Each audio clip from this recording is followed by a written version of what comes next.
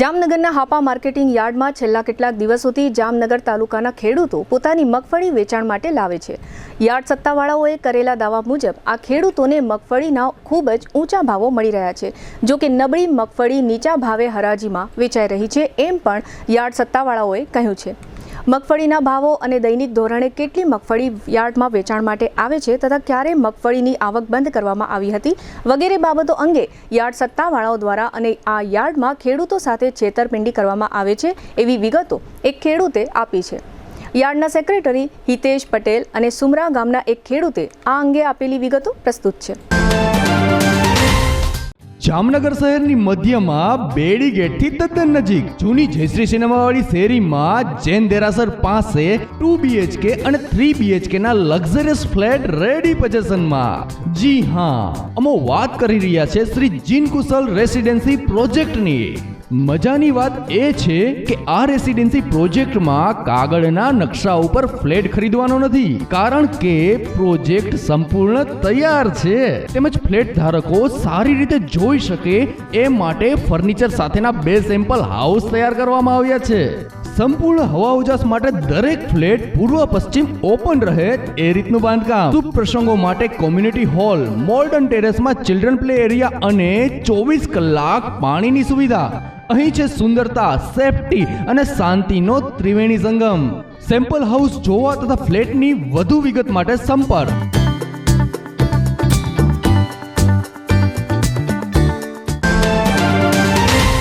જામનગરના હાપા માર્કેટિંગ યાર્ડમાં નવી મગફળીની આવક લગભગ 10 થી 15 દિવસ પહેલાંથી શરૂ થઈ ગયેલ છે અને સોમવારે વધુ પ્રમાણમાં મગફળીની આવક નોંધાયેલ હતી। લગભગ 14 થી 15 હજાર ગુણીની મગફળી એકી સાથે આવી ગયેલ હોવાથી યાર્ડમાં જગ્યાના અભાવના કારણે આવકો બંધ કરવામાં આવેલ હતી અને તે મગફળીના જથ્થાની હરાજી હજુ પણ ચાલુ છે અને લગભગ અંદાજિત 4500 થી 5000 ગુણી જેટલું રોજનું હરાજીમાં વેચાણ થઈ રહ્યું છે।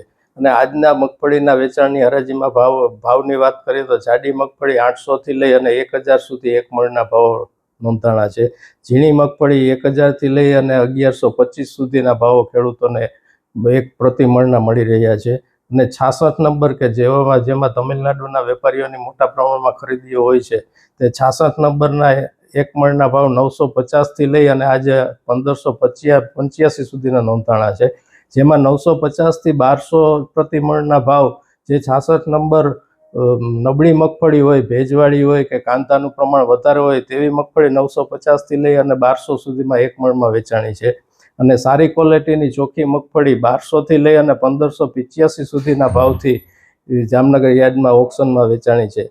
આ જે 1200 થી 1585 સુધીની મગફળીનું વેચાણ થયું છે તે લગભગ 1400 ગુણી જેટલા જથ્થાનું વેચાણ આ ભાવમાં થયેલ છે। હાઈએસ્ટ ભાવ 1585 આજના નોંધાણા છે।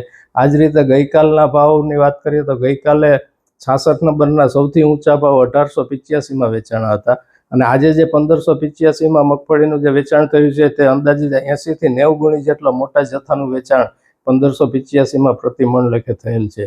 આ રીતે મગફળીના ભાવો અન્ય યાર્ડની સરખામણીએ જોવા જઈએ તો જામનગર યાર્ડમાં ખેડૂતોને વધારે મળી રહ્યા છે અને માલની ક્વોલિટી અને માંગ અને પુરવઠાના આધારે ભાવો નક્કી થતા હોય છે।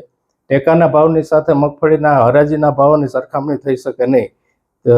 ખેડૂતોનો માલ અને બજારમાં પુરવઠાની આવક અને માંગના આધારે ખેડૂતોને જામનગર યાર્ડમાં આ રીતે ભાવો મળી રહ્યા છે।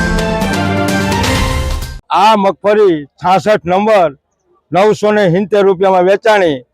આજે એક પણ હરાજી 1200 થી ઉપર જાતી નથી।